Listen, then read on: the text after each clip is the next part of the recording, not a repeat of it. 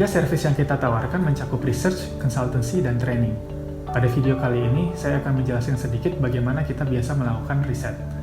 Riset yang biasa kita lakukan biasanya bertujuan untuk mengubah problematic behavior atau perilaku yang bermasalah di sebuah konteks atau lingkungan. Contohnya, telat membayar pajak, penggunaan plastik yang terlalu banyak, atau penggunaan masker wajah yang keliru selama pandemi, dan sebagainya. Dan kita mendesain intervensi berbasis nudge untuk mengubah perilaku tersebut. Paling tidak ada 3 hal yang biasa kita lakukan. Biasanya kita akan mengidentifikasi key behavior dari problematic behavior tersebut dan mencari alasan mengapa perilaku tersebut muncul pada sebuah konteks dan lingkungan. Key behavior ini haruslah sesuatu yang bisa diukur. Contohnya adalah jumlah orang yang membayar pajak, jumlah donasi yang terkumpul, atau jumlah kantong plastik yang digunakan konsumen selama di minimarket. Riset-riset sebelumnya yang tersedia di portal online bisa dijadikan basis awal untuk mengidentifikasi alasan mengapa perilaku tersebut muncul. Namun, banyak penelitian dalam behavioral science bilang bahwa perilaku sangat bergantung pada konteks, budaya, masyarakat, dan lingkungan di mana perilaku tersebut muncul.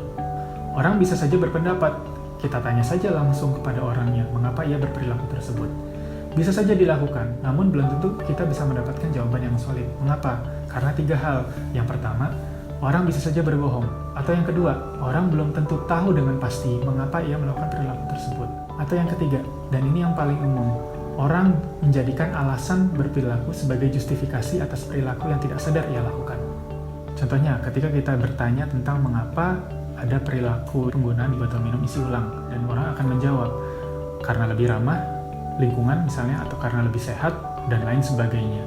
Padahal, ketika kita melihat kenyataannya di konteks lapangan di mana perilaku tersebut muncul, ada perubahan social norm. Misalnya, di tempat dia bekerja, itu sudah ada perubahan menggunakan botol minum isi ulang dan mulai meninggalkan botol minum kemasan plastik. Dan tetap menggunakan botol minum kemasan plastik akan terlihat dirinya semakin buruk di depan orang lain.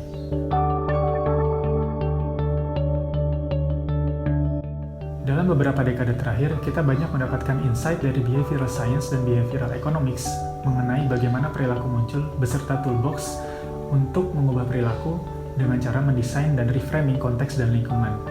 Dengan pendekatan ini, perubahan perilaku tidak selalu didahului oleh perubahan intensi dan perubahan sikap.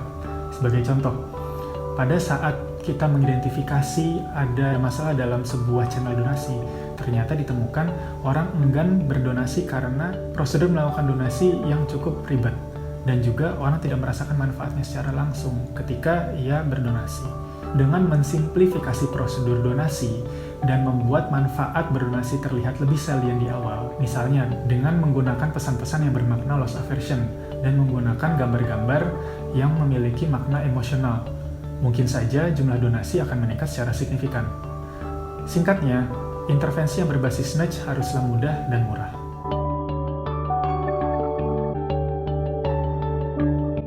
Intervensi berbasis nudge ini harus mengedepankan aspek scientific dan impactful. Maka langkah terakhir dari riset ini adalah mengetes rancangan intervensi ke dalam kehidupan sehari-hari.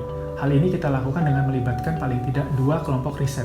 Kelompok yang pertama adalah kelompok intervensi, dan yang kelompok kedua adalah kelompok kontrol. Semakin banyak toolbox yang kita gunakan untuk merancang intervensi, semakin banyak juga kelompok intervensi yang kita libatkan. Dan kemudian kita bandingkan dengan kelompok kontrol, yaitu kelompok yang tidak mendapatkan intervensi atau perlakuan apapun. Misalnya, dalam kasus bagaimana mengurangi penggunaan kantong plastik, kita bisa merancang intervensi yang pertama dengan menggunakan social norm. Contohnya, sekitar 80% orang di kecamatan X telah beralih menggunakan reusable bag. Atau yang kedua, di kantong plastik tersebut kita desain dengan visual yang salient. Contohnya, hewan laut tergambar sedang sekarat di kantong plastik tersebut. Dan yang ketiga, kita gunakan kata-kata yang menggunakan makna loss aversion. Misalnya, Anda memiliki 90% kemungkinan untuk membunuh hewan laut ketika Anda menggunakan kantong plastik. Atau yang keempat, kita menggunakan kombinasi dari 3 intervensi tersebut dan mengetes tiap intervensi di tiap kelompok yang berbeda-beda. Dari sini kita bisa scale up dampak intervensi ke target populasi yang lebih besar.